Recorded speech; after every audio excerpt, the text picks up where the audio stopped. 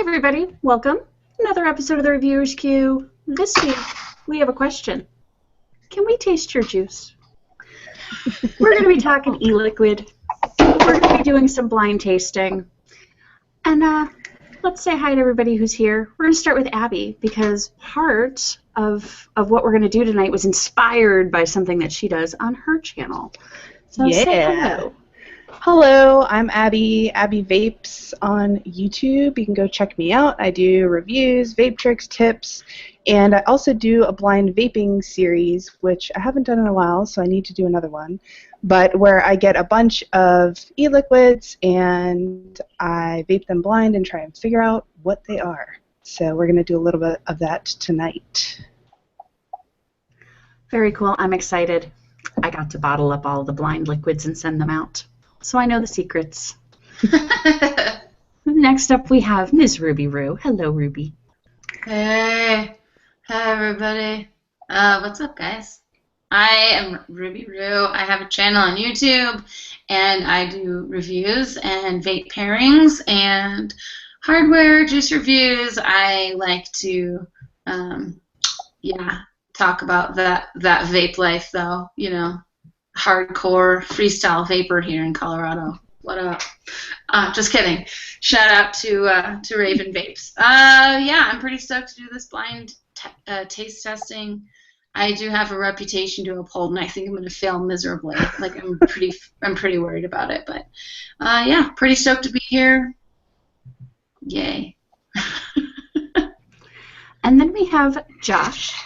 Josh had a review site where he reviewed e-liquids, and now he makes e-liquid. So, Josh, tell us all about that. Hey, everybody. For a couple years, I ran Vaporator.com. I did there's just short of about 400 reviews up there. They're all still live. They're all still posted. I don't review anymore. About 7 months ago, we started Stash e-liquids. And as a result, that's where all my time goes. Well, I'm really glad to have you here because I remember finding your review site when you were still operating it live, and I think you did a bang-up job. So it was kind of a score to get you tonight. Thank you. And Matt? Really glad to be here.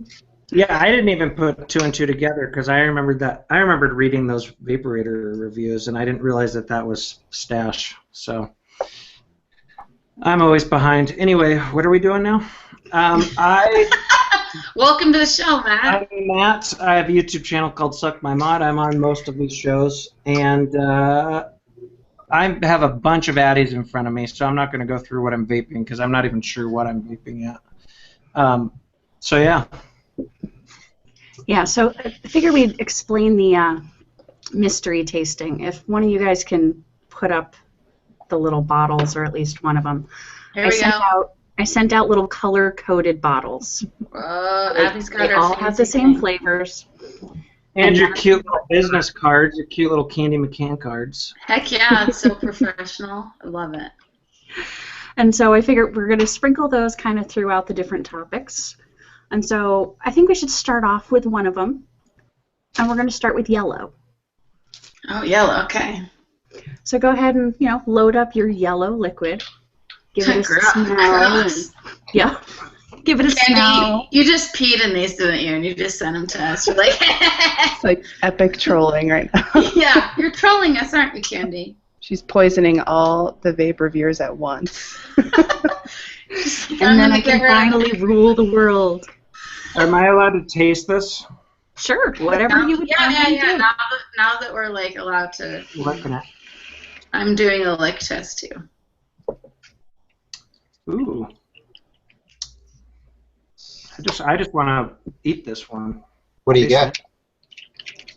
We're on yellow. I'm not starting. I'm not the professional here. That's Ruby and Abby. No, I think Abby has to go first. Well, I'm definitely tasting like a sour candy or like a tart sweet for sure. Like sweet tart, pixie stick, something like that. I got that. I'm almost detecting, it's probably not in there, but like a hint of like clove or something. There's something like almost like a medicinal taste. I think that's just the lemon. maybe a lemon honey. All I did was lick it so far. Yeah, Yeah, I think there's lemon. I agree with lemon sour like what Abby was saying, and then it has like that medicinal thing happening, like a Band-Aid flavor. Sorry. Hey, I didn't make it. Sensitive. I feel sorry for all the vendors that are in these. Sorry, vendors. And I didn't tell any of these people I was The lemon is just coming good. forward as very, very strong. Yeah, that's what makes it real, though, not knowing.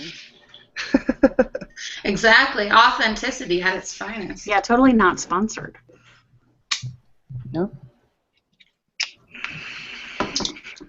Are you getting kickbacks for these candy? Yeah, she is. Nope, just Yeah. 2%. 2%. Oh dear. Josh, are you vaping it yet? Yeah, tastes more mellow than it does in liquid form. Yeah. I think it's like a citrusy, not very realistic candied citrusy something. Yeah, I think there might be some kind of cream in there. Like, Mhm. it tastes like a. It almost reminds me maybe like a grapefruit, like a tang, Tang, yeah. tang. Or like the powdered version of it, like you put on your finger and like lick it. Yeah. I think it's a lemon cream. Maybe a poor attempt at a lemon meringue pie. Yeah. I'm not Yeah, getting any crust. It tastes like like if you could combine a lemon and an orange tang powder. I'm not getting the orange. I'm just getting the lemon. Yeah, agreed.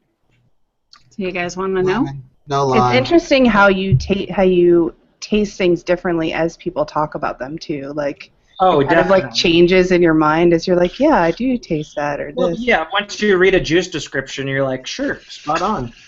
Yeah. But fruit flavors, especially, like Candy was saying earlier, like Fruit flavors are hard. Yeah. All right, Candy, lay it on us. What do we got? This one is Gush. Oh, Gush. Ah. So Abby was right on with a sour candy flavor. gosh. All right. Gush. Is there a description for Gush? It's just like Gushers. Gotcha. Don't Gushers have different flavors though? I think it's like a handful of Gushers, so not one particular Oh. Gusher. Like you're just grabbed them and just all put the 'em all in your Gushers mouth. at once. It doesn't taste sour enough to be like a. And I don't taste red at all. All I taste is yellow. Yeah. I thought- don't know, man. I'm sticking with lemon orange tang. I think that it smells kind of spot on. You get that kind of gumminess, but once you go to vape it, it's really the citrus That's comes what through it is. the most. There's Yeah. gummy candy. There's Yeah. definitely gummy in it. The Yeah. smell for sure. Hit the nail on the head. That's where that rubber tire Band-Aid taste comes from. Yeah, there you Yeah. go. Because gummy can go bad very fast. Yeah, so that one's Gush, and that's actually one that Tavish doesn't like because a lot of lemons to him taste foul. So yeah, Yeah, he I'm can't not do gonna that make one. that anymore. Ruby Roo does not recommend Gush. Sorry. I don't mind. It's okay. It's a little sweet for me, actually, but. Yeah, so this one's like kind of all the rage here in my area, so I went out and picked up a bottle. I don't mind it. I've never had it before. I'm Right. glad You that, have I'm had glad better that we're sour candy. trying. I'm Yeah. glad that we're trying it though. It's good. It's good to know. I mean, this will go to, something I'm guessing that we may touch on later, but my review process was always really lengthy. And while initially this is okay, I think after like even as little as 2 hours, I would be so sick of this. Yeah, Yeah. Like, it's so for sweet. sure. Yeah. Yeah, it's very sweet. Too sweet for me. Well, that's actually, I think, really true. First impressions don't necessarily mean anything. Sometimes you like something right away and then it turns on you, or vice versa, you don't like it so much and it grows on you. Yeah. Mhm. Yeah. So maybe that is a good place to start is with your process. Oh, are we starting there? Okay. Yeah, we'll start with the process. And we'll start with Josh. You brought it up. Okay. So That's tell cool. us a little bit more about your process. Okay. When I started, I was buying all my own juice, lots and lots of it. And I still did the same thing, which was I let everything steep for 3 weeks. I was really, really anal about this. I would shake it regularly. I would open it, once a day, give it a good shake, let it breathe, put it back in the drawer where it would sit until, at the beginning it was until it was ready for me, and then after a while it was until I was ready for it. So sometimes reviews took longer than 3 weeks. But my process was really involved. I spent, if I got a really simple basic flavor, maybe I spent 2 days with it. If I had something complex in my hands, I might spend a week with it. For those of you who remember, like Fluid, I spent like 10 days with Fluid trying to eke out everything that was in there. And at the end of the day, it didn't prove to be really worthwhile. All I got were those big, bold notes that were in your face from the beginning, but I still spent all that time with it, and I used it in lots of different setups. But I would always write my review using the same two, basic. I had a mech and an RDA build, as we're talking later on. When I first started, that stuff wasn't even out there. And then I still continued to the very end to taste it on a Pro Vari with an HH or something on it. I tried to get the most neutral, full perspective I possibly could and give as much information as I possibly could. Like, I have a very different process from all the rest of y'all. I was really, really looking at it from a culinary perspective and getting really deep into every flavor I could pull out. Sometimes that was a lot of fun. Sometimes it was a pain in the ass, especially when it was a flavor I didn't love. Mm-hmm. But I felt, when I first started, this was a really small community. We were really a very small, tight-knit community, and I felt like what I was doing was really important, that I was providing a service to people, that I was helping people not to spend money on juice they didn't like. I mean, when I first started vaping, I was going through all the decaying flavors, figuring out which ones I could vape, and 80% of them would end up in the trash, and I'd be left with watermelon and peach again. Yeah. And then these American companies were coming out and putting out decent product, and companies like Pink Spot were coming out of nowhere with 50 different juices, and the world opened up to U.S. vapors, and I felt like somebody had to give a good, honest opinion that kept not only their own personality but their own perspective out of the picture as much as possible. Certainly not always possible, but that was the way I wanted to do it. It was as scientific as possible. Right. I realized, in hindsight, I really enjoy what Ruby does. Like, in particular, I think she's very entertaining to watch. But I tried one video review and couldn't do it. Not for me at all. I was all about written reviews and would take, a week or two polishing them, and some of them were 4 or 5 paragraphs long, really wordy and lengthy, especially for things like my Boba's review is really long. Mm-hmm. But I felt like those juices in particular, those ones where there was so much hype around them, needed to be long. And every time I felt like, at the end of the day, everybody needed to remember this is just juice, and nothing can live up to the hype that surrounds juice A or B or C. And unless it's stashy liquid. Right, exactly. Yeah. Or Lane Cove. Or Lane Cove, Yeah, Lane Suck Cove. my juice, everything is just elevated for us. Well, that's where people, we might talk about this a little more later too, but people taste with their eyes first, and branding and packaging is a big deal. If you took a lot of these high-end juices and put them into Mount Baker Vapor bottles, they wouldn't taste as good. Or tiny little bottles with colored stickers on them. Exactly. This is great. It's science. It's science. Science, bitch. Yeah. Now, Ruby, I know you get very, very technical and in-depth with yours as well.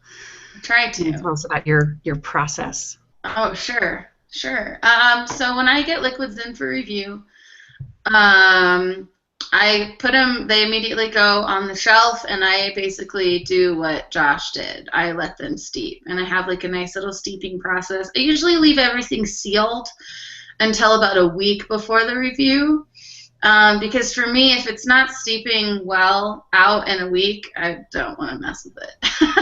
So like, I'll, open everything up, smell everything about a week before the review, close it up, shake everything, and then, come back to it.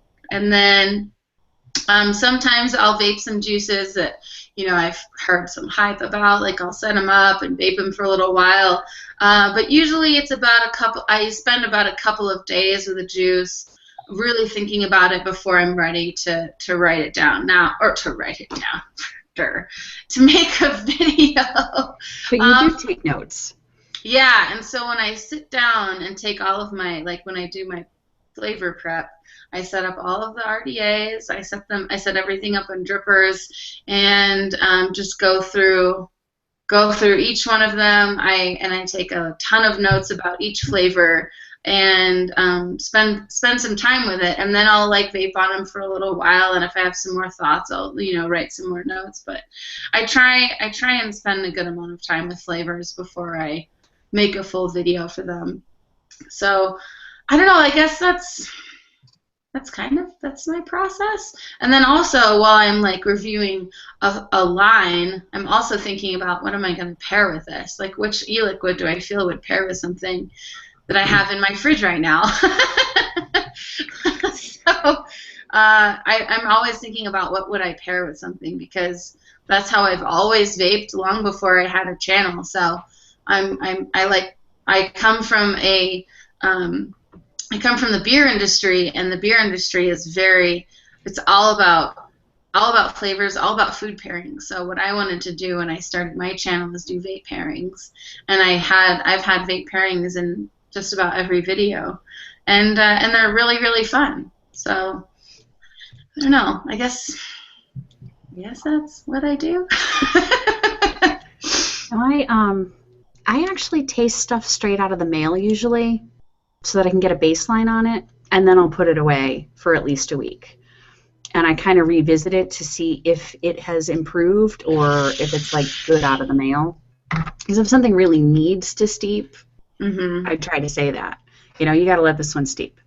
So well, you can tell though if you like it. If it's a good juice, it's going to taste good, and then maybe the flavors will pop a little more after it steeps. Yeah, there are a few though. Like the fruity flavors, generally, I don't think need to steep as long, but the desserts and stuff sometimes do. Yeah, I'd agree with that. Sometimes desserts definitely improve over time, especially if they have like a cream note or a custard, custards. Custards really. I'd say most of the good custards I've tried actually do need about 3 weeks of steep before they're like really rich and ready to go. I found when I got grants, in, and I found it completely unvapable for 3 weeks. At a month in, I thought it was okay, but I kept letting it sit. I finally reviewed it at 3 months in and thought it was one of the best juices I'd ever tried. Right. There's one particular custard flavor, and it needs a really long steep. Yeah. When I had Ragtime, when they first contacted me for a review, he sent me the full lineup, and then he sent me a pre-steeped of the 23 Skidoo, which is their custard. And it's a very complex custard. It has so many different creams and custards and vanillas and everything in it. It's very complex. And so he sent me a pre-steeped version. He's like, this is the one that you can try out of the mail, and then let the other one steep for at least 3 weeks if that's like for your review time, if that works for your schedule. And he was totally right. Like, I actually vaped both side by side when I first got them in the mail, and the steeped version was like so much more rich, and all the flavors really like came forward. And so I really appreciated that from Ragtime, because they know their liquids, and they had like a recommended steep time, and they took the time to send me that pre-steep version. And I think that that's cool when companies take care to either pre-steep it or to give you directions about the proper steep time and all that. So yeah, I do agree. If it's like just a rich custard, it definitely needs some steep time. Some of the times, if it's like a fruit with like a little bit of cream in it, it's okay. But straight up custards, definitely steep them. Yeah. I think as my queue started getting fuller and it was taking me longer to get to a video, Steve time kind of got built in. Yeah. Yep. At the beginning, I had to purposely say, okay, it's not time to review this yet, so I would have to put it away and consciously wait on it. Now, my queue just sort of states it for me, which helps.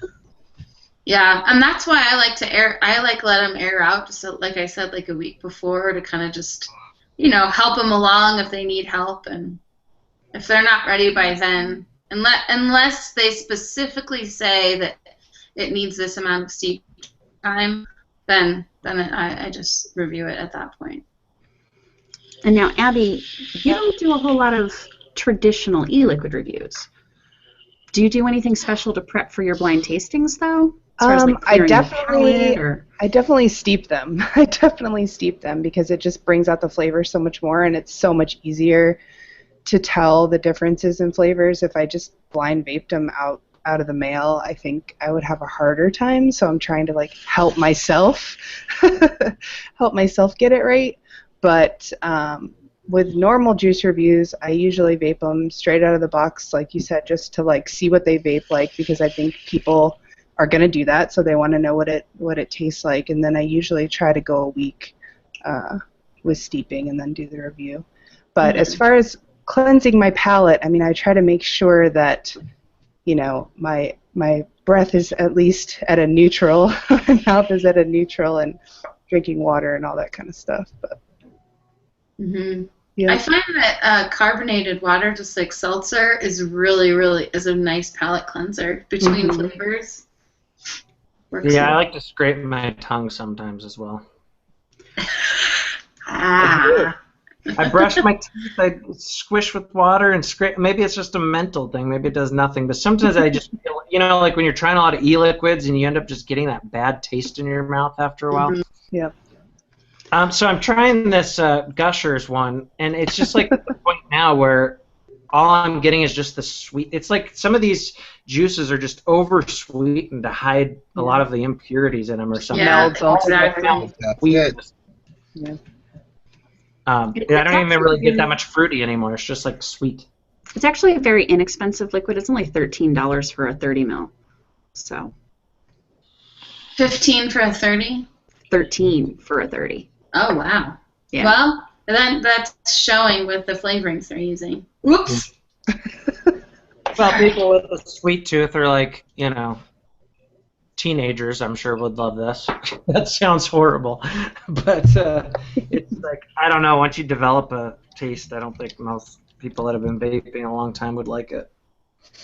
I know I've seen comments on other people's videos. I've gotten comments on mine about, not changing wicks for some people or not taking drinks in between. And so basically they're saying, how can you really do a review if you're not clearing your palate in between? When it comes to a video review, we're doing it for the sake of the camera. We've already done all of our testing beforehand. Well, and it's edited too. I mean, well, not everybody, but and not everybody does that. But I think most of us who responsibly are reviewing liquids are trying it beforehand. Well, I always think about how I think most people are going to be vaping this liquid. Obviously, if it's like a max VG, I figure most people are probably going to be dripping it, and so I try to vape it that way the most. But I still might try it in a K-Fun. I try to, put stuff in tanks as well at lower wattages just to see if there's any difference in the flavors. See, I don't do a lot of variation in the way that I vape it, because I figure I'm telling you how I'm vaping it. If you vape differently, so I think a lot of it is finding somebody who likes the kinds of things that you like and vapes the way that you vape. And trying to align yourself with someone who has similar tastes. Right. But then there's people that like to vape, like I still vape K-Funs, but I also like to drip with wide open draws. And so I have juices that taste great in K-Funs, and then you drip them, and they're disgusting. So, and that's why I drip everything, even if it's some value brand or something. That's why I drip everything at slightly higher wattages, because that will tell you the truth about an e-liquid. Yeah, definitely. It brings out more. But I personally, because I vape a lot of different ways, I like to try them in different settings. Yeah.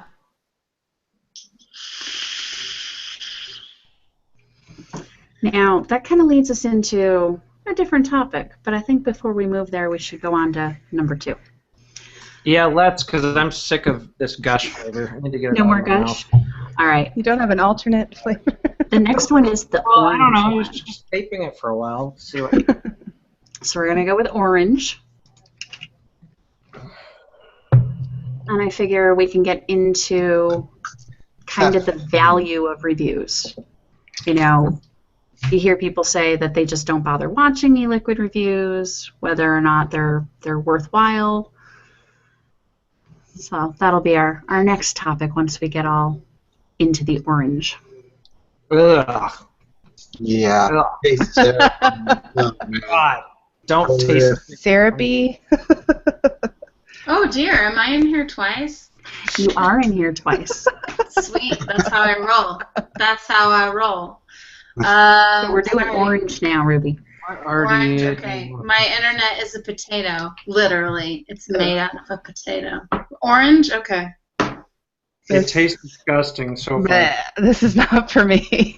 Oh boy. Oh, so everyone likes it. Awesome. Oh.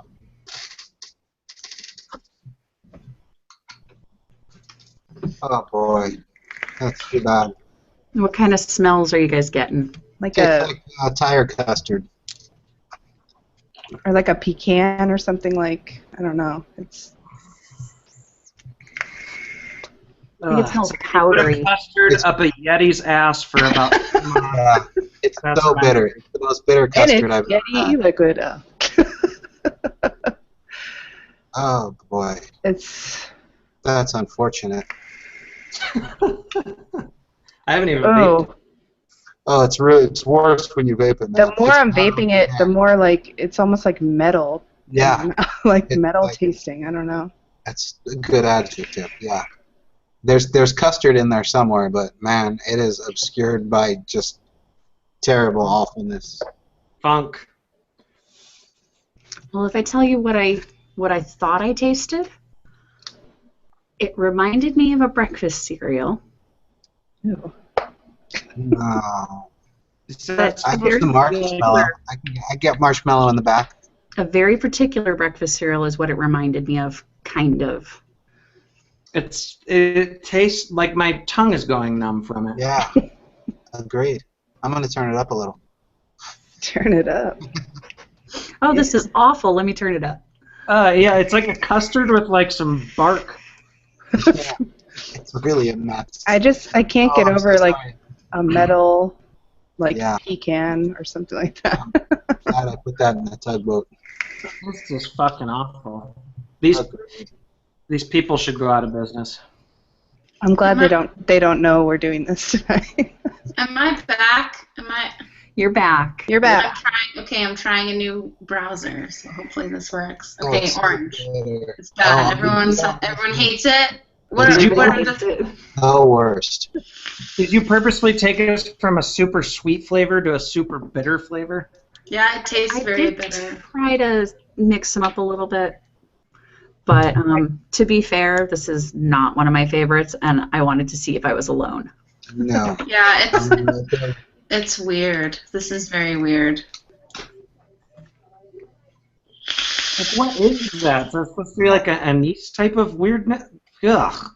It honestly, it tastes like a rotten apple. It tastes like a rotten apple. Tastes like Bigfoot's dick. Alright, I'm not vaping this one anymore. Yeah, Sorry I'm to put done. it away. Setting that aside. This one is cookie a la mode. What? Yeah, The cookie a la mode has gone bad. it Yeah, kind that's of not reminded good. me of Cookie From Crisp who? cereal, only like burnt and generic. What's the vendor? Restless. Oh. Yeah. It tastes like if you had like a rotten apple with a fuck ton of rum, and then you threw up in it, and then you vape that. It's so bitter. It's so astringent. Ugh. Mm-mm. It's so bitter. To me, it tastes really powdery and burnt. Ugh. I don't know. I'm done. This one's going away. Oh, I need water. Help. Like I don't. If I was sent that, I would tell them I think it's something like it went bad. Yeah, it honestly tastes like beer is It bad. tastes like they fucked up the recipe or something. Yeah, it's really bad. Oh, my lower third is gone. Yeah, so that one was definitely not one of my favorites. So Agreed. Like Sorry I think about that they were one. trying to poison you. Like my whole mouth is. Yeah, my mouth is like. I'm starting to feel lightheaded. You need that tongue scraper now.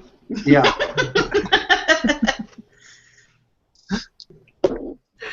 So, do we think that e-liquid reviews are worthwhile for people to watch or to read? Or is one more worthwhile than the other? They are so... Okay.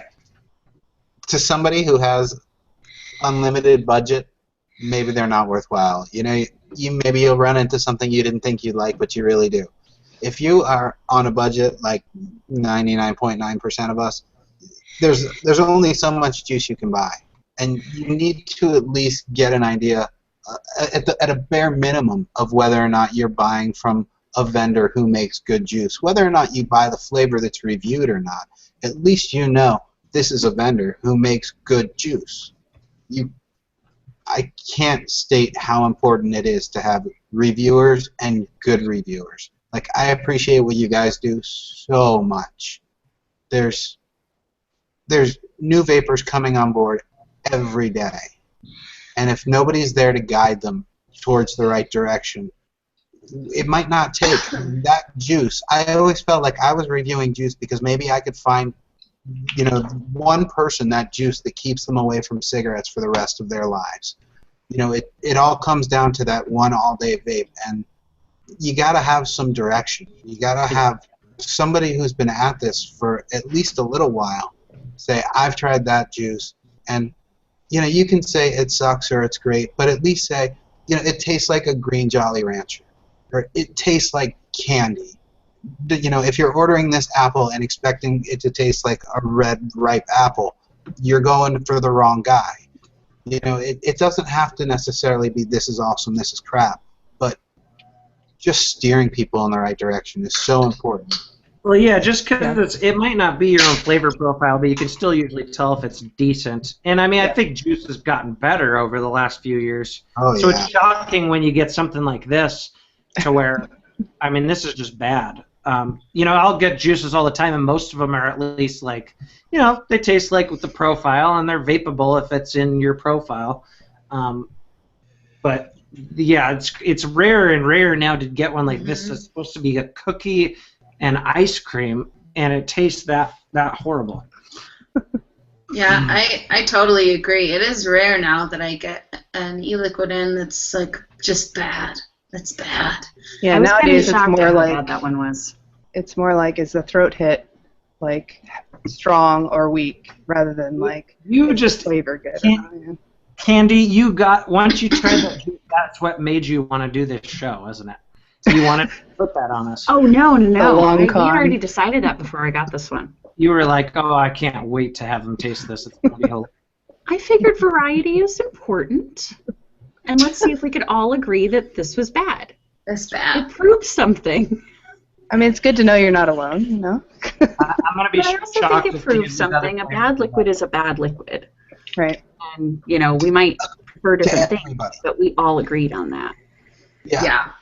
To everybody. You know, whether or not you like, I always like to say, you know, taste is subjective, but flavor isn't. You know, Exactly. nobody- Yes. Yeah. Nobody likes to taste, you know, shit. It's not appealing to anybody anywhere. You know, Yeah. take something like. Well, you I know, don't know. any I think like this the- juice challenges your flavor and taste argument there. Because I'm sure they used flavors that represented cookie and ice cream, but it sure as heck doesn't. But the execution wasn't. It mix them. Nobody's gonna grab that juice and say, "Oh my God, this is my all-day vape." We all hated it. You know, maybe it's great and in a Stardust clearomizer and it's acceptable with at 7 watts. I have no idea. I don't plan on finding out. But eventually, everybody is going to reach a stage in their vaping career where they know that's crap. Even if you came off cigarettes yesterday, you're going to taste that and say, that's awful. That doesn't taste like cookies or ice cream. Yeah. And that's where, you might, if let's say that juice were perfect, it could still be awful to plenty of people. Sure.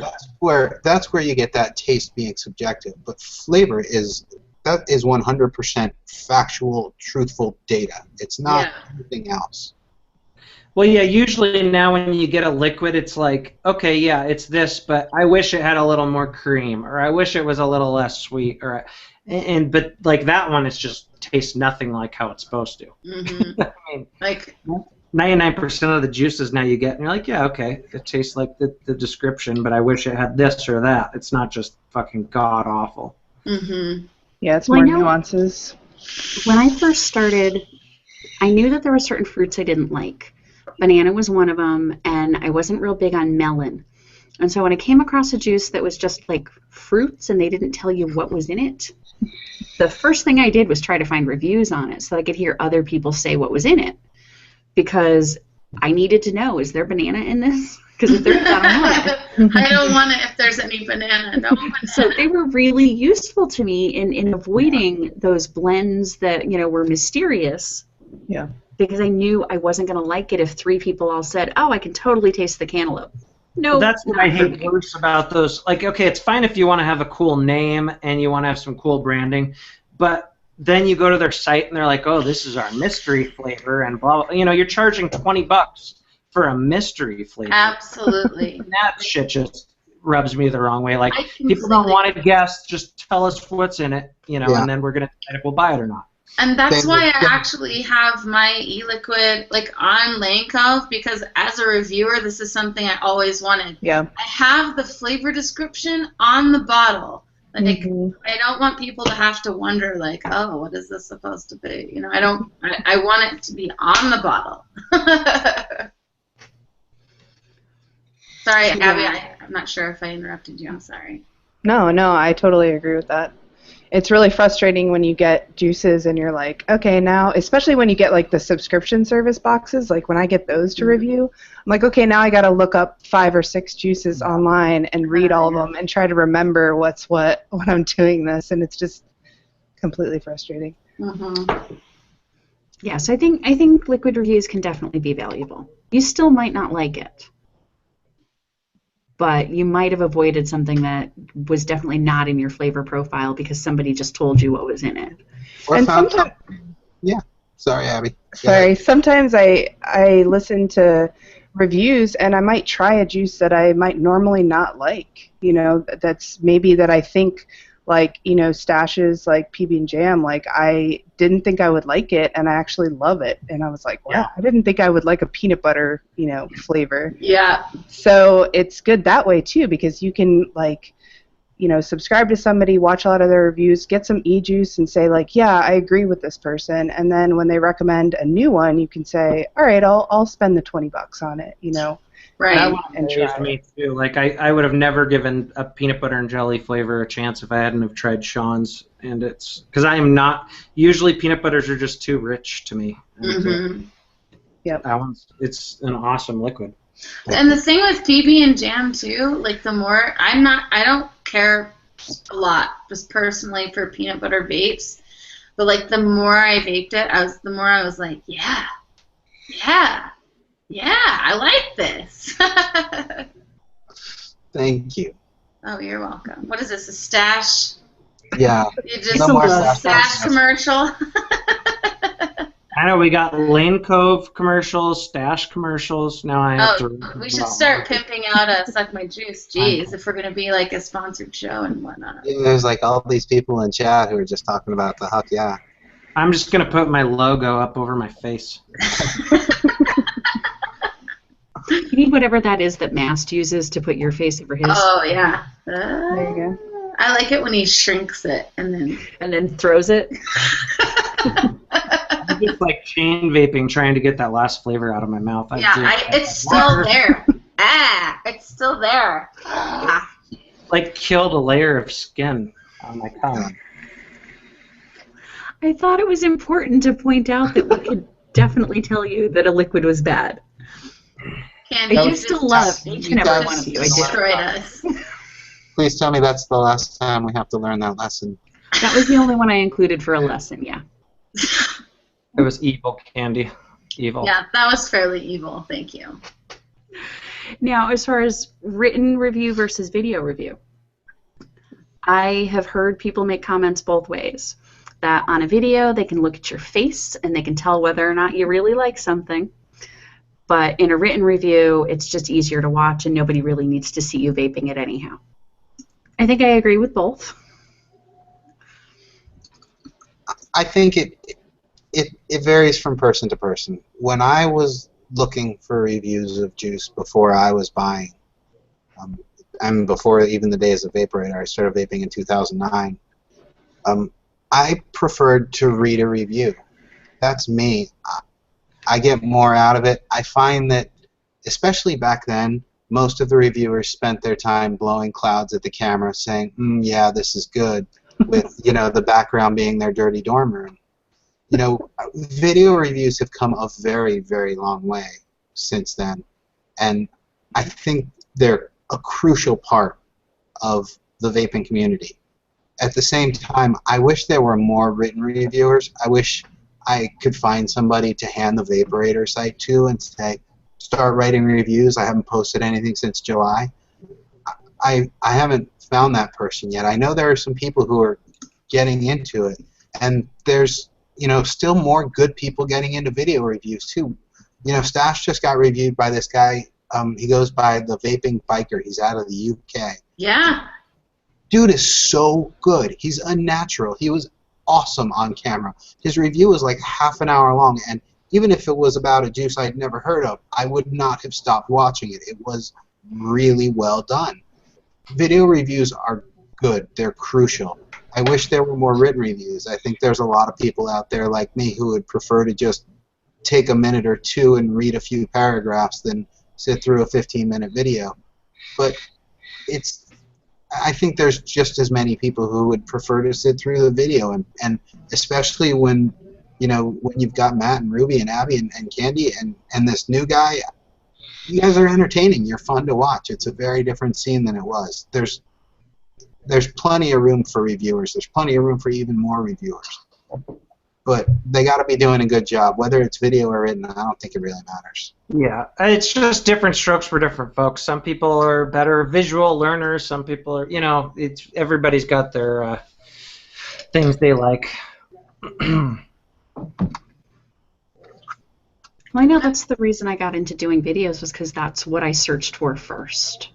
Mm-hmm. I got into videos, and so that was what I enjoyed, that was what I watched, that was what I consumed, and I still do. I'm a big video consumer. There's a really interesting comment in chat. I think it's from Nick Sternal. It says, I stopped watching juice reviews. I've tried the Animal, the 5 Ponds, and more, and they aren't as good as the orgasms displayed by the reviewers. I think that's worth touching on. And I think it's worth mentioning that, reviewers are very excitable by juice. By nature, we love flavor. I mean, I couldn't wait, and that's why some of my reviews were as long as they were. I wanted to talk about how awesome this juice was that I had tasted, and I think when a really special juice comes along, it's important that the reviewer gush a little bit at the very least. It's just a sharing of emotion and a spreading of the juice love. I'm all for it. I love it. Just wanted to say that. Sorry. Yeah, when you find something that you like, I think you want to get that across, whether it be, written or on video. You want to make sure that the person reading it or watching it knows that you like it that much, and you kind of want to get that across. So. And I think flavors change too, and taste change for me. Like, I'll gush about a liquid I'll gush about a flavor, and I'm like, the entire world, stop what you're doing right now and vape this. You know, and I genuinely mean that, you know, and it's a flavor I've spent time with, a flavor I really like. And then, you know, over time you move on to, maybe you move on to something else and you're trying something else. So it's funny because I had a mother's milk review probably a year ago, you know, and I made a whole fucking 10-minute video about mother's milk, and I haven't vaped that juice in like 11 months. You know what I mean? Like, yeah, that's such a good point. Yeah, you can sometimes attach yourself to a flavor, make a video, get super into it, be very excited about it for a little while, and then over time, you know, your tastes change and you move on to something else. And people are still finding those videos and reviews.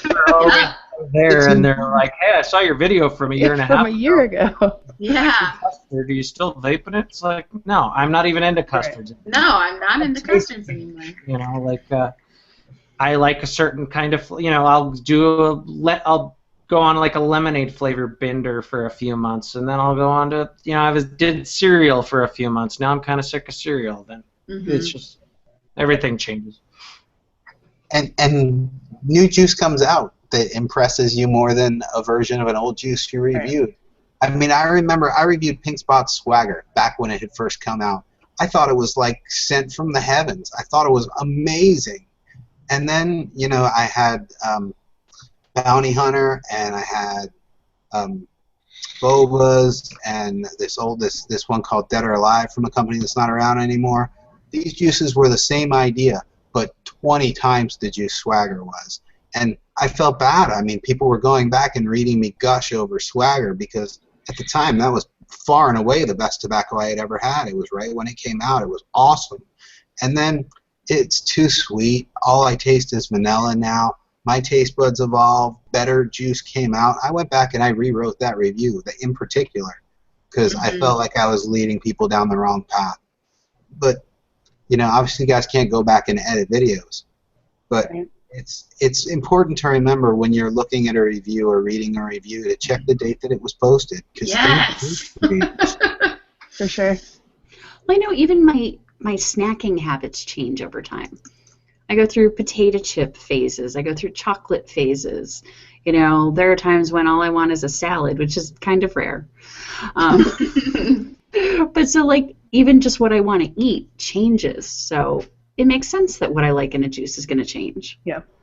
It's funny how much, like, just your mood, like, I've liked and disliked banana vapes, like 4 or 5 times now. Like, I'll hate them, and then I'll try a good one that I like, and then I'll get into it, and then I'll get tired of it, and it's just, I'm a fickle bastard, I guess. But you waxy bastard. Taste buds just change. So I think we'll go on to the third one. This one's going to be the polka dot one. Okay, polka dot. Let's do it. We're scared. We're scared now. I know. I don't even want to take this. Because we started talking about trends. So I think I'll spend a little bit of time on trends after this. Are there any tobaccos in here? No. No. All right. Ooh, menthol. A little bit. I think it's Colada. It's Colada for sure. Yeah. Oh, good. Yeah. This. I just filled a whole Addy with it. That bad? I can't do menthols. Waste of cotton. Guys are killing me. This is good cotton, too.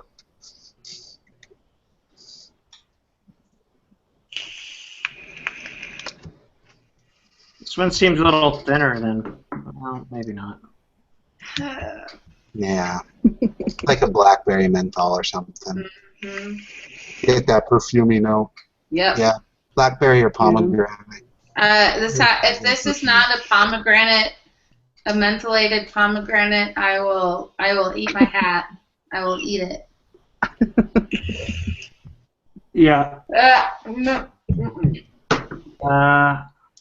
This does not jive with my flavor profile personality. Yeah, me neither. Yeah, I'm going to say blackberry. blackberry mint. I think I'm getting the. Oh God, one more time. Oh God! Turn it up. Turn it down for what? Turn down for what? This juice. I get berry and some pomegranate. And maybe it's just because I heard them say that, but It tastes Take like a a berry menthol. it tastes like a Coolada candle. I get more That's good. I like that. more berry, like raspberry, blackberry. Yeah, blackberry. I think. Yeah, it's Yeah. Thanks, Candy. What the hell, man? This one I actually kind of like. I like it quite a bit. it's perfumey and Mhm. odd. This one's from the UK. Mm. Yeah, I think it's thinner than. I mean, it's like a 50-50 or something. It's 60 VG, so it is thinner. Oh, okay. And it's from the UK, so I find that the flavors are stronger, a Yeah. little more potent. And so that might be the perfuminess that you're getting is because there's more flavoring. Well, that's one Sometimes funny thing berries. is like the UK always with US juices, like if they review my liquid or other liquids, the UK people always think it's underflavored. But they like, they like a little bit thinner juices with a lot of flavor because they're using them on like Jenny's and stuff like that at like 12 watts. All right, so what's So you the? guys want to hear everything that's in it? Yeah. Strawberry, melon, raspberry, sweet candy fruit, cream soda, and a touch of freshness. Was it fresh linen? What is There's candy no- fruit? I mean, Yeah, what is candy? that? What? That part I'm not sure of. It's the fruit of Candy McCann. No, he's on the couch over there. And the other one's upstairs. I There's guess a I little have to- more. There's I more guess I that. have to eat my hat because I'm tasting pomegranate and that blackberry flavor that Josh was talking about. I actually kind of like this one. Who makes it? This one is it's called Susie 6, and it is by 13 Sins, which is put out by Cuts Ice in the UK. And it looks like this. Nail polish? Well, they have, most of their stuff comes in 10 ml bottles, so. I'm glad I live here. But I like my fruits to be very strong, and I like them with some menthol or some Coolada, so this one kind of worked for me. It's just Now- it's more than a touch of Coolada. It's like It's pretty strong. Where's that tongue scraper? Candy, I love you, but you're crazy. I like my fruits cold. My shirt's cold. and You candied. Candied. I'm with you, Candy. When I get sick, I make a juice I call Six Sauce. There's watermelon, peach, and Coolada, and a little menthol. And it's good. Nice. Send But it that's- over. I would Yes. probably love it. Send it over to Candy. So, trends. Hmm. We've Go got back. the differences Ah. between American and UK liquids, obviously. Yeah. And then PG-VG ratios and all kinds of things. What kinds of trends have you noticed, Abby? Well, I mean, custards and creams obviously were a huge, huge thing as of late. I guess it's been a little while. But I feel like we're kind of coming back around to like more tart vapes, and like the yogurts and lemon and lemonade and things like that. For sure. I would agree with that one for sure. yogurt's the new custard. Put up, Schwartz. That's what this says all over their shirts. I know, that's their hashtag. The PG-VG thing's funny too because like 6 months ago, all the cloud chasers wanted max VG. Now you hear a lot of the cloud chasers saying they want 70 VG. They want it down a little bit. So that it can wick better? Yeah, so it wicks a little faster at that when they have it at like 150 watts or something. Mm-hmm. So obviously, the higher VG has been popular for over a year now. When I started vaping, it was like everything was 50-50. Me too, yeah. Yep, 50-50 was like the magical blend. Mm-hmm. And I still love, like, in K-Fun's, 50-50 is the way to go. I agree. Perfect. K-Fun, 50-50 all day long. It wicks great. It tastes good. That's why I always recommend 50-50s for newer vapors, because most of them are vaping in clearmizers and tanks. So, And they want to trade it too. yeah, and the flavor, yeah, throat hit, and I think the flavor is a little bit stronger. So especially when you're fresh off cigarettes, your palate, your taste buds are all messed up, and it takes a while for that to come back. So I think 50-50s are always good for newer vapors. Yeah, I agree. I'm just glad the whole licorice trend is over. Oh, there's some new ones out, Candy, that are pretty Aw. good. Yeah. You know, one thing that I do tell people sometimes to do when they're a brand new vapor, and some of you guys might disagree with this, but instead of going out and spending, 18, 20, 22, 25 bucks on a bottle, since your taste buds are shot and you have no idea what you like, maybe buy some Mount Baker Vapor and at least figure out if you like fruity flavors. If you're just using it in a little clearmizer anyway, just to at least figure out your profiles, and then spend the money on the better juices. Agreed. For at least the first 6 weeks, they're not tasting anything anyway. Exactly. I Or did want to get out to a brick and mortar and taste them in person. Yeah. If you can. I want it when you guys were talking about creams and custards going on the way out. I don't think that's a trend at all. I think that's here to stay because cream is the perfect balance. And there's 30 different creams out there for you to choose from, but it adds that balance that is so much needed, especially in the tart and sour vapes that are coming out. You need something to offset that, and I don't think we're going to be seeing a ton of straight vanilla custards coming out, or even lightly fruited custard, whatever they are, strawberry custard, whatnot. But I think that's here to stay. I don't think yogurt's here to stay. I think that will go the way of juices. Well, yogurt is kind of another cream, though. It's like what we saw. Usually it was just custards for a while, then custards and fruits, then milky creams and fruits, and then now yogurts just seems like it's just another one of those bases to go with the fruits. And it might not be here to stay, but I don't mind the base of it because it's a little bit tart. But there's always been those cream bases, throughout even in cereals. They obviously still have the cream base to make the. You're right though. The creams and stuff are definitely not going anywhere. Now, what about the cereals? We already heard once that you're over cereals. Yeah, I make what I call a cereal. I don't think it at its very heart that's necessarily all it is. But I make, Forever Young is like a crunch berry, and, I started mixing that a long time ago. Back in July, before cereals were really a thing. It's a flavor profile I love, but I think things that are dead on Fruit Loops and Fruity Pebbles, especially the ones that are all lemon, are not going to be around for much longer. I think a juice like, maybe Looper, something that has a huge following, will be able to ride the wave for a long time. But new guys coming out, introducing their, whatever they call it, their Fruit Loops, they're late to the game, and the game is going to be over pretty soon. Yeah, it sucks when all of these different companies have, the Fruit Loops, Fruity Pebbles flavors coming out. And actually a company that that I'm friends with and work closely with is Music City Vape Sauce, and they have a flavor called Greater Than, and it is a cereal vape, and and they're like marketing it as greater than all of the rest, and I have to say it's really, really good.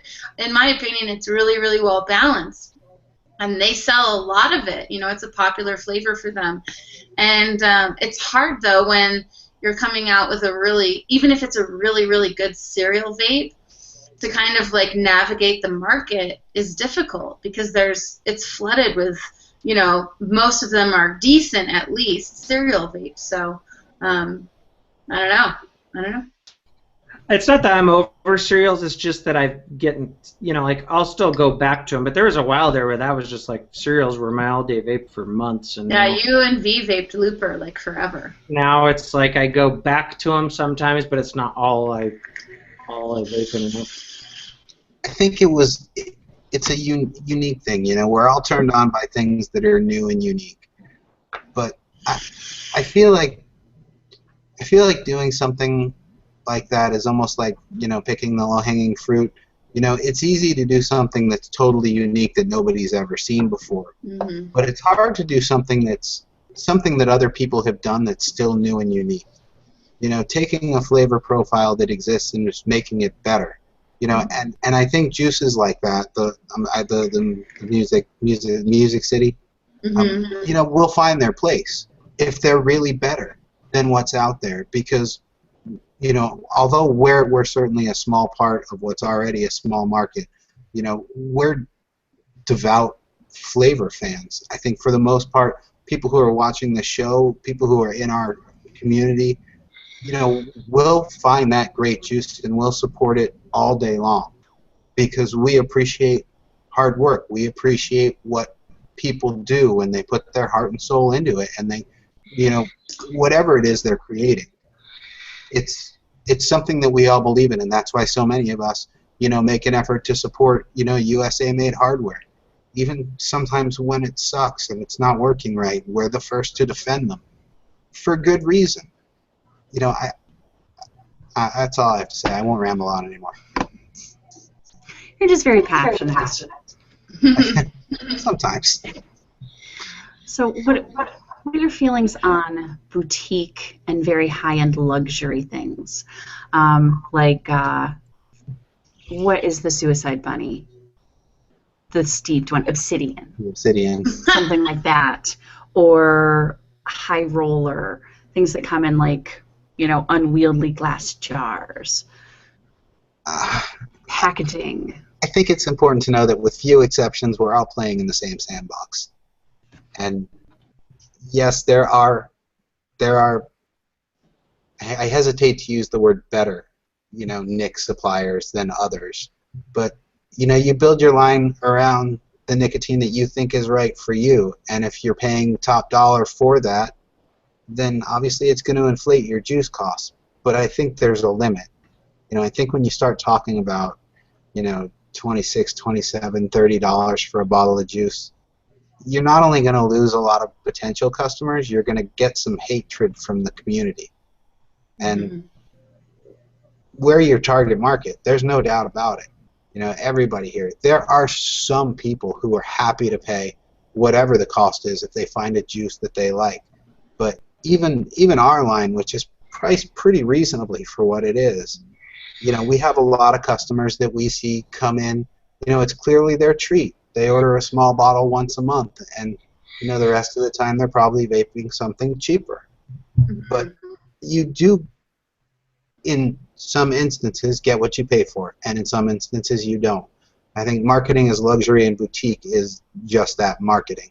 But there is such a thing as premium juice, and it's not just a label. It's not just something you slap on and call yourself premium. You're premium because you have complex blends that you worked hard to create using the finest ingredients you can get your hands on. And yeah, everybody knows what it costs to make a mill of juice. It's not a secret. But, creating a premium juice line costs an ungodly amount of money, and juice poured down the drain, juice that you vape through to learn from for your next iteration.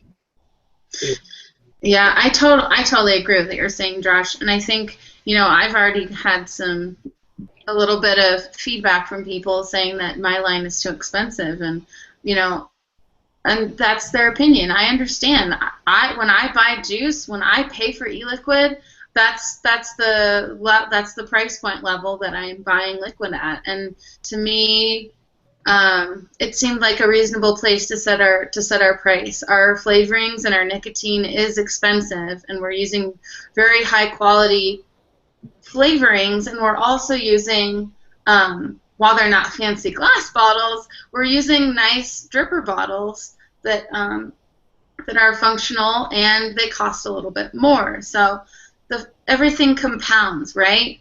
So I think for me, our price point I'm very comfortable with, but I also think it's something that actually Josh, you do, and Matt, you guys do as well, is offering a bulk discount. So while you might be spending, $18 to $22 for a 30, to kind of like feel out your lines, what we're going to do with Lane Cove is offer 120s for $60. And That's our and price. that's, That's a good price. yeah, and that's what I want to do. Like, so once you've found your all day, then you can buy it for a really, really deep discount. And that bulk juice pricing is important to me because there's a lot of premium lines that don't offer bulk pricing, and that's always annoyed me. Well, what people need to remember too is that there's a lot of mouths to feed in the juice biz. Some companies, like Stash, Stash has their own site, but like Andy and you make it yourself, right? Like you guys don't have it manufactured. No, I make it by hand, small batches. Yeah. Mm-hmm. And then like you got lines like mine or like Ruby's, and you have manufacturers you got to pay, you have distributors you got to pay. When you wholesale it, you give it to them for half of what the retail is. So you're getting $9, then you're giving it to your manufacturer, the distributor, and a lot of lines are like that. I'd say at least 50% of the lines out there, they're not manufacturing their own juice and selling it on their own site. And so there's just a lot, and obviously then the hours that go into making the juices and stuff, people got to factor that in. But there are definitely companies out there that do charge too much, and it's because that $30 for a bottle of liquid is most of the time just a ripoff. Sometimes there are companies out there who probably have their own in-house chemists who are doing their own flavor extractions, and maybe there's a bottle of juice out there that's worth that much. I've done a lot of reviews. I've tried a lot of juice since I stopped reviewing. I've never had a bottle that I think is worth $1 a mil. I haven't.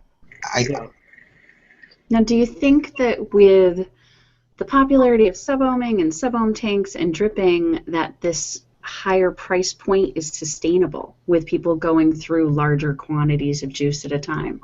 Well, that's where the discount comes in for the big bulk. Like we're selling 100 mLs for $45, or Ruby's selling 120 mLs. I know Stash sells 120 mLs, and those are getting more and more popular.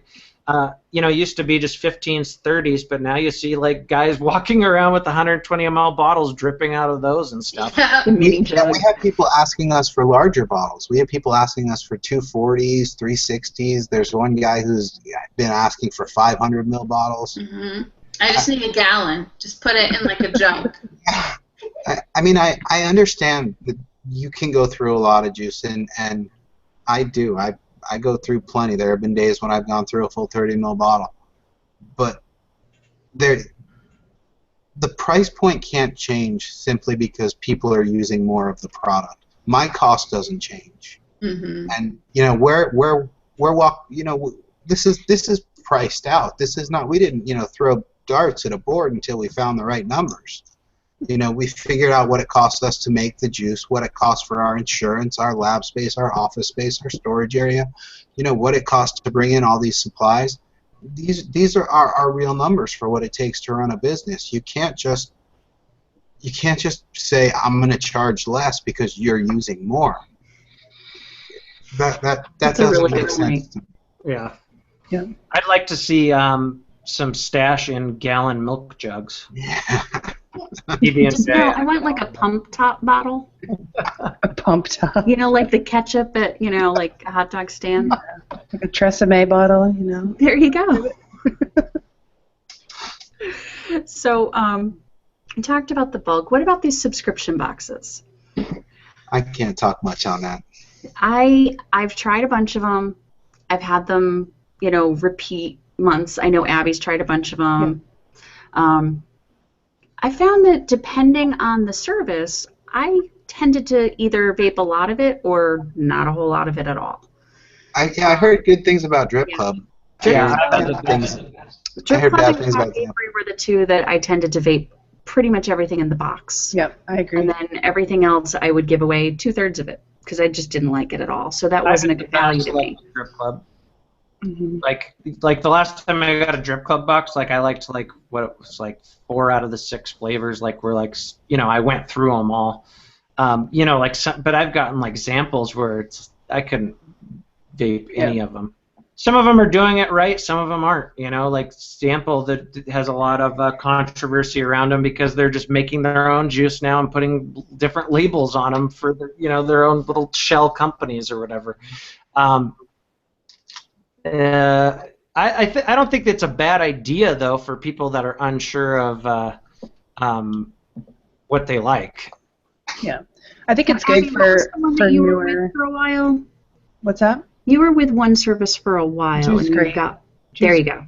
Mm-hmm. I did Juice Crate for a while, and then until I think it was like the 5th box maybe, I got a bunch that I didn't like, and then I was like, all right, I guess I've tried all the good ones. I just stopped.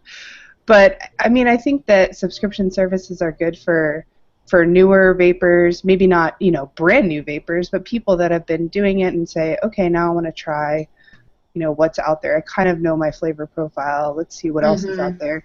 And it's fun to get something every month, especially the ones that have hardware included too, I think is fun. And I think it's good as like a gift if you know somebody that just started vaping and you want to get like a Christmas gift and you get like 6 months of, a vaping subscription service or something like that. Great idea. I like that. Well, like Ray had said in the chat too, like Example rips off juice makers as well. That is, Drip Club treats the juice companies the best from what I've heard. They actually pay for the juice that goes into the box. Example basically just approaches new companies that are desperate to get their name out there and asks them for 1,000 free 10 ml bottles and, promises them, lots of things that don't usually end up happening. So, I mean, I definitely feel good putting my support behind Drip Club. Yeah.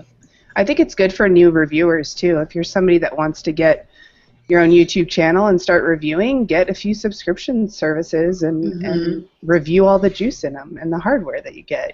That's an easy way to get a lot of different things. Content for days. Go with some of the bad companies too. You have to have some bad reviews. Yeah. Oh, for sure. For sure. Yeah, there was actually a thread on, I think on Reddit, where somebody was asking for links to bad reviews that some of the bigger reviewers had put out because they couldn't remember any negative reviews. I'm like, that's got to be selective memory because I've seen plenty of negative reviews from everybody. Well, that's how people are, though. Whenever I give something a bad review, I get just as much shit about it as I do when I give something a good review. Then all the fanboys come out and I don't know. But yeah, a lot of people say that's all the reviewers just love everything.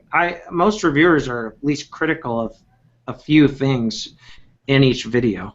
At least the reviewers I watch. So, I mean, that's kind of bullshit. So let's move on. I'm actually going to skip, and we'll go to Pink. So Pink is up next. Feels like maybe you don't want to get yourself in trouble again so soon.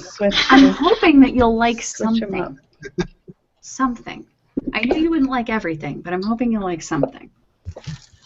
And so I figured I'd give Ruby and Matt and Josh a chance to talk about the branding they chose, the bottling they chose, why you chose a specific liquid to launch with as far as a flavor profile.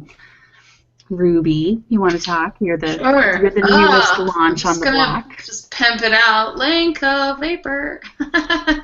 Yeah, we just launched at Summit. The launch went really well. It was very, very fun. So how I approached starting this line was I had the idea all the way back in October of doing Australian-inspired flavors. I'm half Australian, and so I really wanted to just share some of those flavors with everybody else. They're flavors that are fairly unusual, I think, to the market, but also very accessible. So I just came up with the flavor profiles, and I was approached by Gaslight Vapor Supply, and we kind of at the same time were like, let's do this together. So they were really, really into the idea. So I started working with Amanda from, she makes Music City, that's their line. She also makes the Atara Artisan line, and she makes Blanco Vapor as well.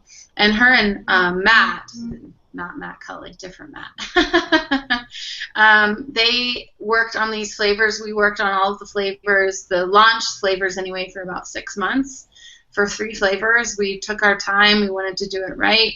And I got a lot of mail from Amanda, like a lot of mail, because I live in Colorado, and all of my liquids are being manufactured in just right outside Nashville.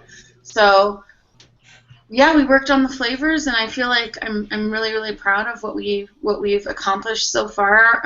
The favorite so far, at least at the Vape Summit, was Mai. Matt, I know you like Mai a lot. Mai. Right here, she's our black currant gummy candy flavor. And Josh, we were talking about gummies earlier, and that gummy flavor, I tell you what, yeah, we kind of had to hack it a little bit. We hacked the flavoring just a little bit, and it turned out so well. I can't tell you how many different versions we had of this just to get it right and to make sure that it steeped well as well. You know, over time, that the flavor kept up and didn't like steep weird, because that can happen. Sometimes flavorings will steep very strange. Yeah. So you have to make sure that everything makes sense over time. So yeah, well, we took our time with the flavors, and I'm very, very pleased with how they turned out. And the bottles, as far as you were asking about packaging, Candy. I remember when you were asking for links for unicorn bottles. I need to buy unicorn bottles. I was like, wow, she really likes those bottles, because I didn't know what you were up to. Hey. So we saw, unicorn bottles for me, because I would take, what do I have, a glass bottle? I have a glass bottle right here. I'd take my nice glass bottle, right?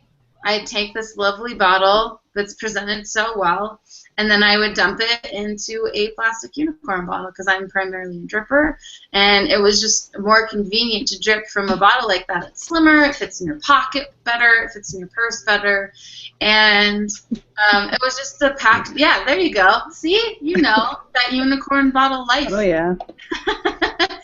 So we really wanted to do 30 milliliter bottles, but at the time, the only way you could get a 30 milliliter bottle with childproof caps was to pretend it was there, because it didn't exist yet. So we approached a bottle manufacturer about making them for us, and we wanted to make sure that the caps were in like the shorter form factor, because there are these like weird long ones for a while that looked like candles, and you're like, oh, holy night, you know what I mean? They looked really weird. So we had to basically wait for these. This was the last piece of the puzzle for Lane Cove, was to get the right bottles. It was really important for us to launch with childproof caps and all that, and we wanted to make sure the labels were right with the appropriate like orientation and warnings, and the flavorings and the flavor descriptions and everything were right. So I'm really, really proud with the end product. I think it took a lot of thought, and we worked on it really, really hard. And I'm very, very proud to be working with Gaslight and with Amanda and Matt. And in fact, this happened at Summit. Amanda won an award. So out of 700 flavors, so this was put on by Craft Vapery. Is that right? Was it just CRFT? No, not them. No, the Craft Box people. Oh, Craft Vapery then. Yeah. They put together like this contest, and they do that at a lot of major events. And so Amanda and Matt won the award for Best Tea Flavor, and that was for Masala from the Atara Artisan line. And it is a traditional black tea spiced, like essentially an authentic Indian chai, not like a Starbucks chai, not like that, like an authentic Indian chai, and they won Best Tea, and we were just so stoked for them. So I'm very proud of the people who I'm working with. I'm very proud of the line in general. So we're very proud of you too.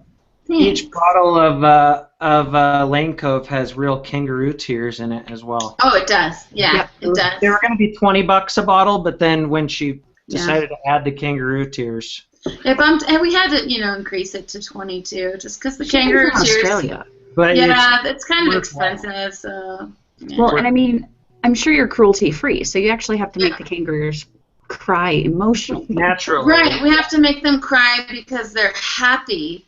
We didn't want to abuse them into crying to, capture their tears in like the little jars. So. The Mai is amazing though. Mai is one of those that, like black currant, you just think kind of like, I don't know. But then once I tried it, it was just like fucking amazing. It's an all-day vape for me for sure. Thanks, Matt. You're welcome. Now, Matt, I know you guys talked about when you launched your line, the V's All Day Vape was the strawberries and cream, and then was Huck Yeah the one that you kind of wanted? Yeah, that was my idea.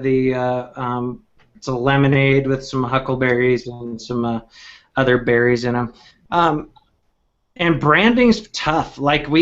I was never happy with our first labels. We just recently changed them. Like we had problems with the graphic designer, and he ended up just being. We had like a launch date. The designer just went fucking missing. Ended up being a total douchebag, and so I ended up putting out labels I wasn't 100% happy with, and so now we redid them, and I'm happy with them now. But I like plastic. That's just. I like to use plastic bottles. I don't have anything against glass, but when I get glass bottles, I put them into plastic bottles anyway. Yeah, me too. And it was, for our line, I was going to be able to cut the price down a little bit if I went with the, plastic bottles over glass. So that's why I did it. And now you guys are working on a new flavor. Can you talk about it or no? Yeah, we had some at Summit. It's a yogurt flavor.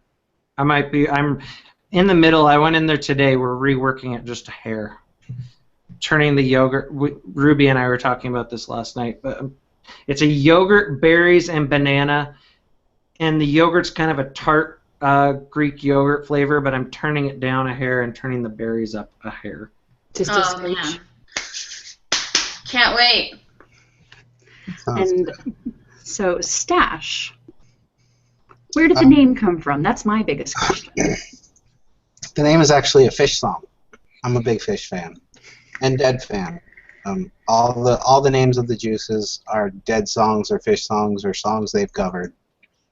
But that the company stemmed from me reviewing juices. If that hadn't happened, the company would never have happened. I started reviewing and kind of got curious about how everything was made and started reading up on ECF at the time. Eventually found my way over to the DIY subreddit and just started playing around, first with really simple recipes. I mean, watermelon ice was my first, and I loved it. That's where Six Sauce came from.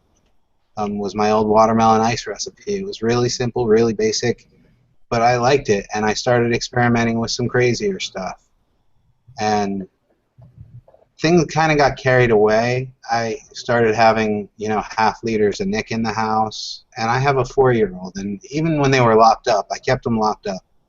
I started not feeling good about it, and the locals were getting really interested in my juice, and I was going to every vape meet with a couple thousand mils to sell to this person and that person and that person, and eventually it just kind of felt like if this is really going to happen, we should do it and do it right. And that was when we started looking into forming an LLC, finding our space to rent, finding out what kind of licenses we need, finding, what kind of insurance we needed to carry, all that stuff that needed to happen for us to be a real business was, the next step. The recipes were just things that I had wanted to come across in all of my time reviewing and never did. I mean, Peach was like I said earlier, when I first started, DeKang's Peach was one of my all-day vapes. It was an easy vape. You didn't have to think about it. It was Peach. It was clearly Peach. And you know, I evolved and moved along, and for a while I really loved Karma Cream from Mr. Good Vape. But it still wasn't the right peaches and cream for me. It had a lot of EM in it, and I didn't really love that. So when I started to move into complex blends, it was, you know, the first iteration of Lushington, and it was good enough. And then the first iteration of my Sweet One, which was also good, and good enough that the locals were really interested and were buying it from me.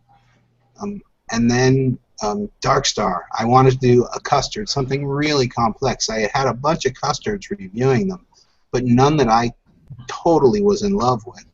So I tried to bring in all these other complex notes and tones, and that you know, that cocoa that you get, and that really subtle spice and the creaminess. And these are all just flavors I wanted to taste. They were things I wanted to create. That stash happened, and I had flavors that were ready to go because I loved them, was just kind of a blessing.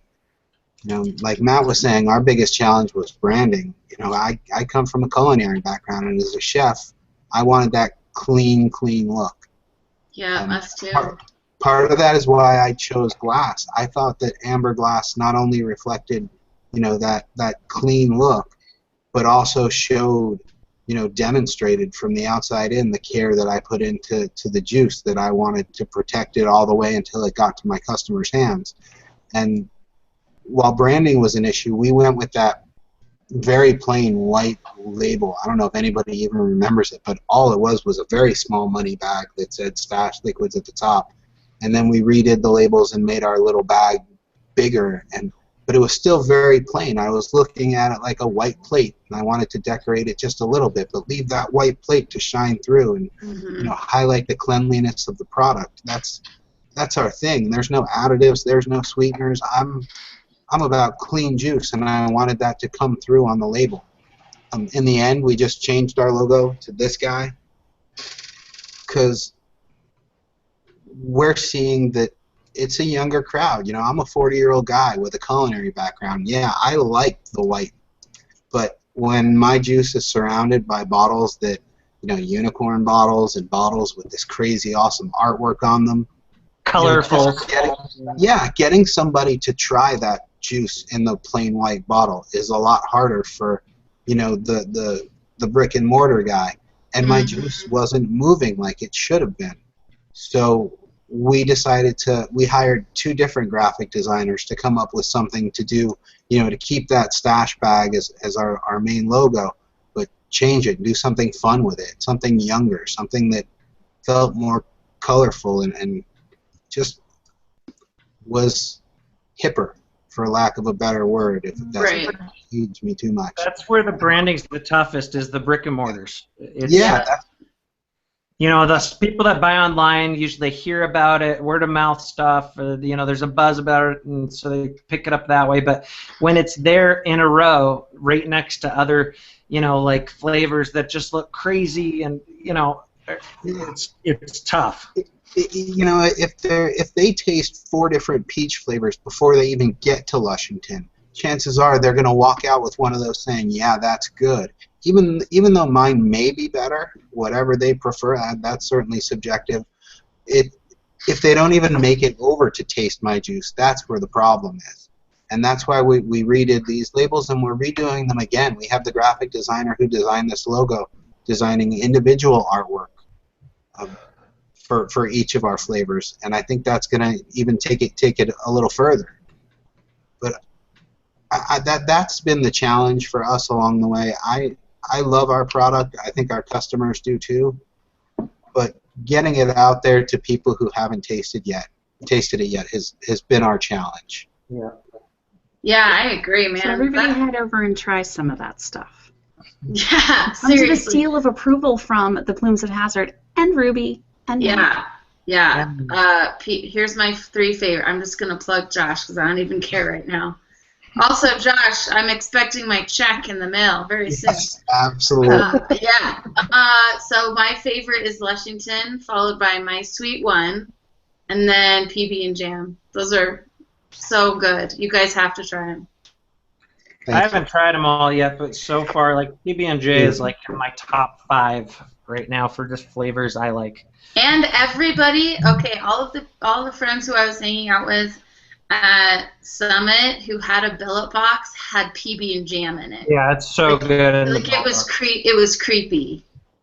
It was creepy. So if you're a billet box owner, you have to have PB and jam. It's just a requirement. It makes me so happy. Like really, I'm so happy that we're finally getting all these people to taste it. Because I mean, this has never been about making money for us. Like it's great. Don't get me wrong. I'm so happy I can do this and support my family. But it really is about getting our juice out there for people to taste. I'm so proud of these things I've created. I want everybody to taste them. Right. Yeah, we're like we're flavor junkies. Like I'm a flavor junkie, and I just want people to like. We made a thing, and I just want you to try it because you should. This flavor though. Yeah, that's why we toss in samples, little 10 ml sample bottles, just because.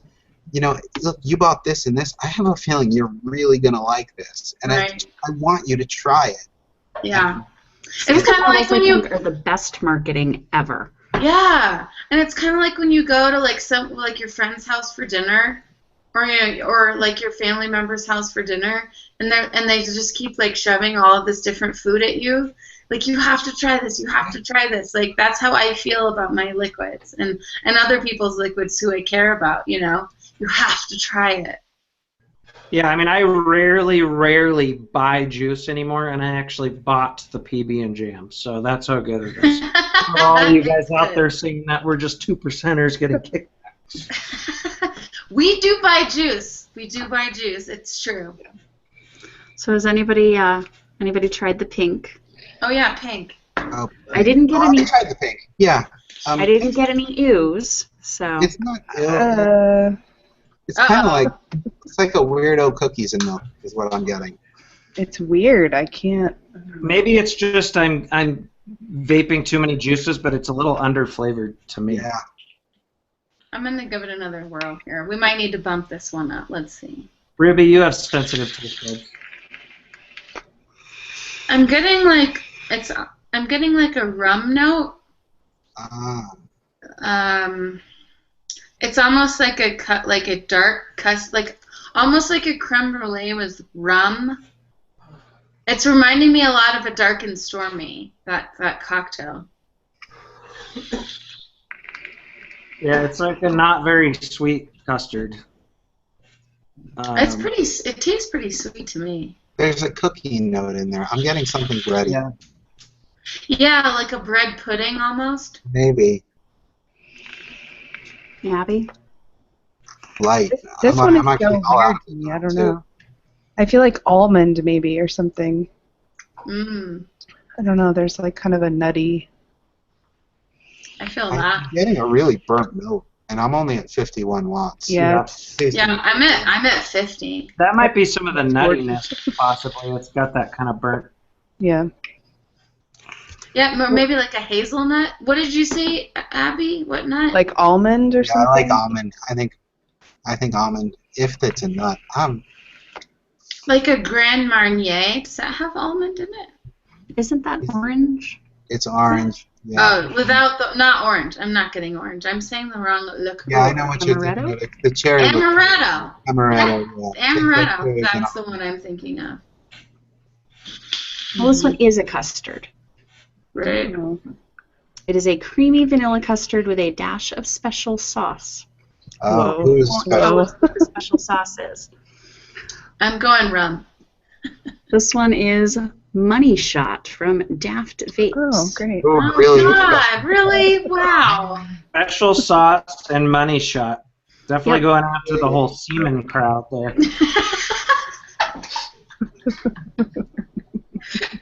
Oh, God. So there was a nut in it. We were right on that.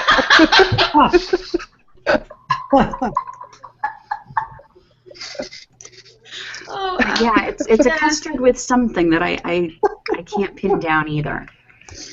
The ocean kind of salty. It's got salty. Sorry, this got bad. This got bad. Sorry. Yeah. The last one, I'll tell you what it is since we're running out of time. Wait, I want to taste. Oh. You want to try the last one? Green. Yeah. Let's do it real fast. I'm tasting ahead. it. Green. Candy's just like sad. She's just like, Just like I forget it. guess we could try the last one. Gee. I actually hadn't even tried 3 of them when I put them in. So I bought Sadly, them. the Gush one was probably the best thing so far. Yeah. Yeah, pretty much. This last one seems pretty thin as well. This last one is actually higher in BG. Well, it shows what I know. Matt doesn't know how to look at things. Maybe it's just that I tipped it upside down and it just started dripping out on its own without even having. This Maybe one's it's 86% label BG. their ratio though. It's Like 86%. Apple. Yeah, this one is weird. Like a weird caramel apple or something. Yeah. I'm getting that rotten apple note. Yeah. Yep. It's a thing now. I'm getting the did I get the right one? Green, right? Yep. It Yep. tastes berry. Yeah, but it's like it's gone off. Yeah, it's bad, but it's berry. That might be blackberry or pomegranate too. Yeah. That's perfumey on the exhale. It is. No, this one tastes like a candle too. I can't. Yeah, that's a berry or a pomegranate. A blackberry, I think. Yeah, Don't tell us yet. I haven't. I'm gonna go. My flavor profile is Blackberry cream. candle Candle. Blackberry candle. with a hint of semen. Just kidding. Notes of candle and semen in the background. It's just like, you know, one of those nights in front of the fire. But, or is that just me? Damn it, this got gross. Sorry, I blame Matt. He'll blame me. It's okay. But no, I hadn't tasted this one when I got it either. Candy, I thought that you were gonna like trick us all and be like, "Well, I've got one from Stash," and I know, I did. I was like, "You're just gonna put in all the reviewers' juices, aren't you? Just to mess It's with really us." got some like rubberiness to it. Yeah, I don't like that. It's that perfume note I'm getting on the end. It really. Yeah, that's that candle. Ugh. Yeah. And it tastes like something, and I'm trying to put my finger on it. I feel like doctor's office something. Oh, like that alcohol, like alcohol wipes. Band-Aid? Band-Aid. Kind of Band-Aidy. Mhm. Yeah. I don't know. It's not good. Mm-mm. Oh, this one's called Wild Berry Pie. Oh yeah, he got okay. Josh wins with the berry blend. And this is from the drip line. Where's the pie? Yeah. I'm not getting any pie either. No, there's no crust. There's Like some cream, but no crust. berries and Yeah. berries and berries. But it is a blueberry, raspberry, touch of lemon, whipped cream. No, there's Oh, blackberry. you know what it tastes like? This sounds bad. This sounds really bad. Does it taste like semen, Matt? No, it doesn't taste like semen. It tastes like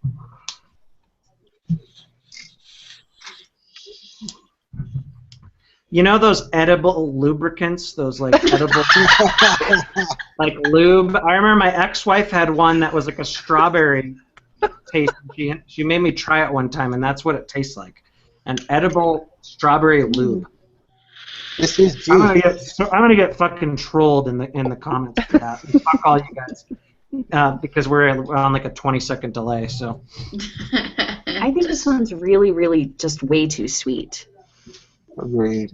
I think Way it's too sweet. I think this. So I used to work at a gift shop, and so a lot of times, pomegranate's my #1 candle flavor. Like I can't do pomegranate, but a lot of times the berry mixes come across as candles because at the gift shop I worked at, we sold a lot of candles, and so you're constantly surrounded by that smell, and so like those like berry kind of almost like poorly done berries and creams, when the cream note's not right, come off as waxy, and it's just candles. By the way, the 20-second delay just caught up. Yeah. Fuck all you guys. I've been called a lot worse than a vajayjay liquor, though. Hell yeah. If you're not, you're woman happy, girl. That's right. I'm white. Oh, gosh. Anyway, Candy, you destroyed my palate. Congratulations. I need to Half go. of these were in there, and I hadn't even tasted them before I put them in. No, So- this is good. No, this is good content right here. This is Yeah, I good. wasn't purposely picking bad ones. Although the cookie one was totally on purpose. Yeah, Ooh, that was bad. That was bad. Because it was bad. That's really bad. That was definitely the worst. Absolutely.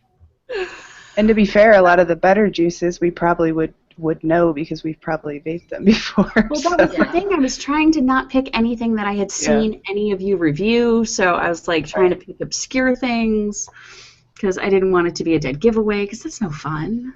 Right. That's no I think fun. that goes back to the community picking the good juice. You know, when there's good juice, people know about it. I think that, I mean, some of these were average, and I'm sure some of them sell just fine. Probably not that cookie one. But, you know, especially to newer vapors, I think, you know, they're after something different. And oversweet is good to dead taste buds. Mm-hmm. You know, overflavored is good. Yeah. That's what you need. Especially when it's going to be a flavor you like enough to keep you off of that next cigarette. Mm-hmm. But I don't think any of these juices are really intended to cater to our crowd. Maybe that first one, you know, isn't intended for folks like us that drip almost exclusively. But those were all really, they were not only bad, but they were all fairly intense in flavor, except for that custard one. Yeah, they're all very. I feel like they're fairly easy to describe, if anything. Yeah. Not Yeah, like the honestly, the raspberry Gush one is is probably the super, most super vapor flavored. Which one was, Matt? The first one, I mean, it wasn't that good, but the Gush one's probably the only one that I could like vape for more than a few minutes. Yeah, you could vape Definitely. for like a couple hours, perhaps. Yeah, I think after that, man, the sweetness is going to catch up with you. That Yeah, the sweet would get to you fast. Yeah. But absolutely. this wasn't a very fun show, Andy. Thanks a lot. But it was full of excellent content and faces like, ugh. That second one was the worst, though. That cookie a la mode that just tasted like funk. That was the worst. that was Yeah, that bad. one's pretty bad. Mm-hmm. Mm-hmm. And I actually kind of like, the Gush isn't bad. Oh, you like the menthol? I one. liked the mentholated fruit. I did. Yeah. And I thought Terrible. the custard was pretty decent. Yeah. They're vapeable, if anything. But the wild berry pie is way too in your face. Mm-mm. Candle. Way too in your face. And the cookie was just disgusting. It's just I didn't get any pie. I got the weird fake berries, and some like waxy lube flavor. That's what it reminds me of. It reminds me of those little waxy blueberries that are the fake blueberries in cheap blueberry muffins. Mm-hmm. Yeah. That's like exactly what it those- reminds me of now. Those like super ultra greasy like gas Yes. station muffins. Yeah, totally. The fake wax blueberries. Mm-hmm. That's what it reminds me of. It's waxy, just like that. Thank you, Matt. Mm-hmm. All right, so I wanted to thank everybody for coming on. Josh, especially, taking time out of your busy schedule to come join us. Really was a pleasure. I had a lot of fun. And Abby, you've got hobbies besides vaping. You're a busy lady. So I'm glad our schedule synced up so that we could get you on too. Yep. And thanks for letting us use your idea. Yeah, it was fun to see other people go through what I've been through. Next time around, someone else gets to pick them. Yeah. All right, so I will, if anybody cares, I will add the flavors to the video description after this so that you can go find them if you want to. But that's all we've got for you. Do you want to say goodbye? Anybody want to say goodbye? Bye, everybody. Thanks for watching. Goodbye. Have a good night. We'll see you next week. Bye.